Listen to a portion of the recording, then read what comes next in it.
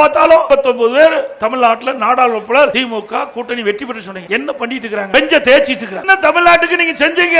ஒண்ணுமே இல்ல. இன்னைக்கு மேகதாதுல அணை கட்டுறோம். இன்னைக்கு கர்நாடகால காங்கிரஸ் ஆட்சி, தமிழ்நாட்டுல திமுக ஆட்சி. இந்தியா கூட்டணியில 2 அங்கம் வைக்குது. இது அருமையான நேரம். நீங்க அங்க இருக்கிற கர்நாடக அரசு பேச்சுவார்த்தை நடத்தி இன்னைக்கு காங்கிரஸ் கட்சியுடைய தலைவர்கள் இருக்காங்க, திரு ராகுல் காந்தி, திருமதி சோனியா காந்தி இருக்கிறாங்க. அவர்கிட்ட எடுத்து சொல்லி இன்றைக்கு இந்தியா கூட்டணியில காங்கிரஸ் இருக்குது, திமுக இருக்கிறது. இந்த நல்ல சூழ்நிலையில மேகதாதுல அணை கட்டக்கூடாது, ராசிமனையில் வேணா கட்டுங்க, இல்ல தமிழ்நாட்டு எல்லைக்குள்ள கட்டுங்க அப்படின்னு ஒரு முடிவு செஞ்சு இந்த தமிழ்நாட்டு மக்களுக்கு கிடைக்க வேண்டிய பங்குநீர் முழுமையா கிடைக்க செய்யுங்க. நாங்களும் சேர்த்து பாராட்டுறோம்.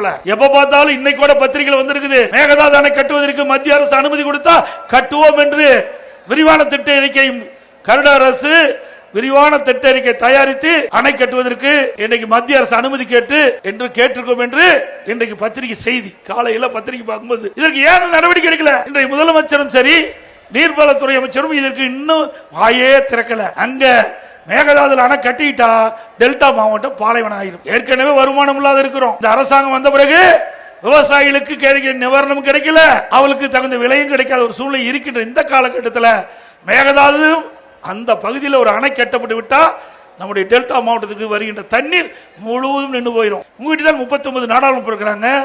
நீங்க பேசி நீண்ட காலமாக இருக்கிற பிரச்சனைக்கு தீர்வு காணுங்க. அதெல்லாம் கிடையாது.